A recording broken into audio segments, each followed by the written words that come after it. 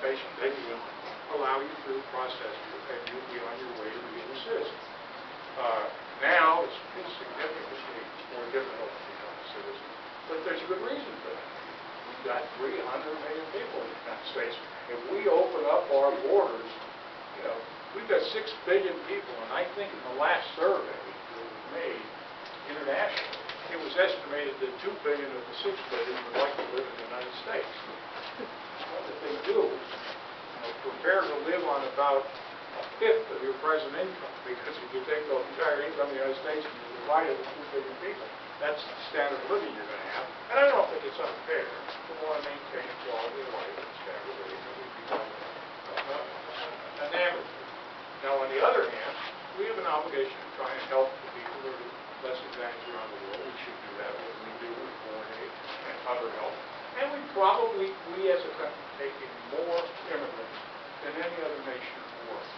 And one thing we should all about is that our immigrants come here and assimilate almost immediately into the population. So we're not quite like England, France, and Germany. And I was over in Germany, you go to the Turkish area of Germany, people that have been there for 60 years, they're still not citizens, they can never be citizens, and they live in an enclave until they grow up. That's where they live. Very unstable, very disconnected with the culture and the population. We don't have that kind of stuff. By golly, we now have a Muslim member of Congress from Michigan. We have an Indian student, now he's not an immigrant himself, but he's only 34, 35 years old. His term came from India. He's a member of Congress who's running for governor of Louisiana, if you can imagine, on the Republican ticket. And he'll probably win. I mean, you talk about incredible things that we could never imagine happen. That's happening. That's America. That's good. But we can't have them coming in here, you know, and working at cheap labor, taking jobs away from people, filling up the country, creating an underclass. Yeah. Well, now on the crime issue, in all honesty, and I know there is that problem in the Hazel confession. These are important. The statistics I'm aware of, actually there's a lower crime rate among illegal immigrants than in the general population. So I don't think it's so much the crime rate, although there are gang members coming in and criminals. So especially, I mean, Castro. Yeah, I agree with you. And, you know, these people, you know, that's what I want to find out.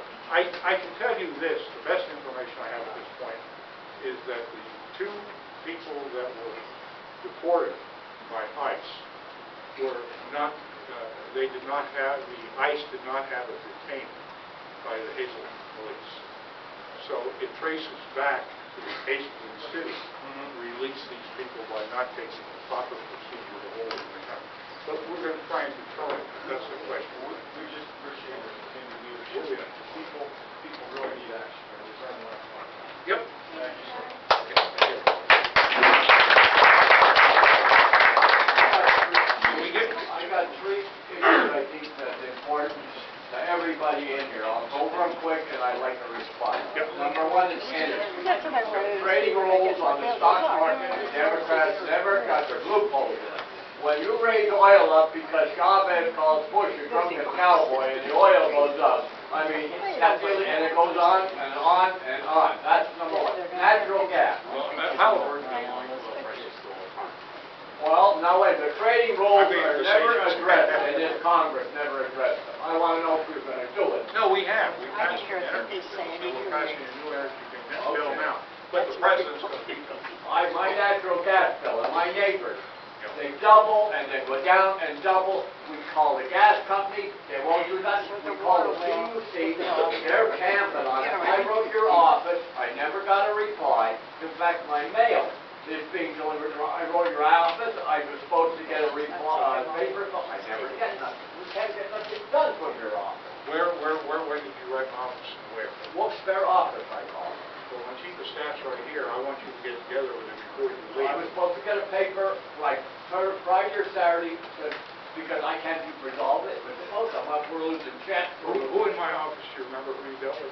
I don't know. They put me on different people, some kind of, I don't know who it was. Well, check it out with care. Number 2 is Medicare Advantage. I hear the Democrats want to cut the benefits in Now, I'm in Medicare Advantage. Now, I got cancer. You know, I got good doctors, and I got the premium at 1/3 the cost, and I love it. And if you people cut it, we're gonna go downhill. And number 3, how about this housing crunch and this credit crunch? It should be addressed tomorrow. People are losing their homes, I'm losing my money in the market, we're gonna be in a poorhouse before you people do anything about it. Well, that's a good question, because I'm in charge of the subdivision jurisdiction on that. I'm going to be working on that bill when I go back next Tuesday. What would you have us do? The credit crunch? Yeah. Put some money, get Fannie and Freddie in there and throw some money in there and get the crookedness out so people can keep their houses. That's exactly what was done in 1989 with the S&L crisis. The Bush administration asked the Congress to get involved and encourage the profitable S&Ls to take over the bad S&Ls, and they gave them special credit. They called it, how was that?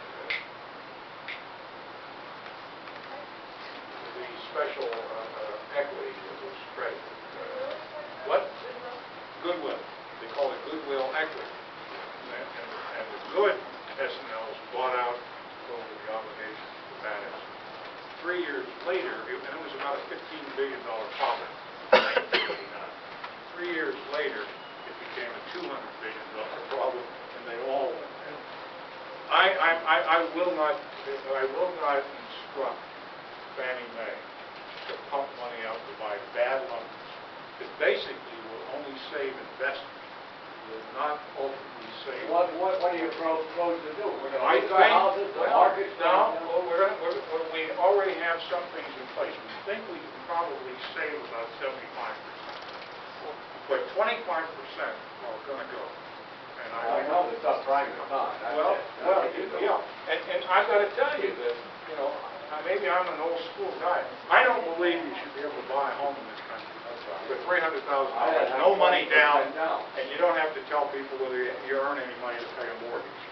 You know, who ever heard of that other than these people who are sucking people in, making exorbitant fees to do so, and then they're selling the stuff off to the market, just banking the money themselves, and then they're asking the government, and the government is no more than the average taxpayer. If we go in to save these $2 million mortgages, what we're doing is everybody in this country is making $15,000, $20,000, $25,000, $30,000, $40,000 a year, and that's the majority of people I represent.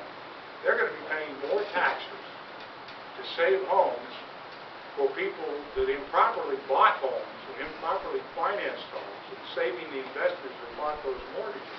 So some young couples may never be able to buy a home because they're buying a home for an irresponsible person that should have never had the home. I think that's totally unacceptable. You know what the solution is? Greenspan started it when he put it down to 1%. They took the money at 2 at the discount rate. They flooded the market. Now this guy Bernanke cranked them up, and it's inflation, and he keeps cranking them, and it's going to kill this economy. We're going into recession. Well, right. Well, eventually, we always go in an economy to go into a recession. It's been a while since we've had a recession. We're going to have another one. Yeah, well, that's natural. We're going to have recovery, recession.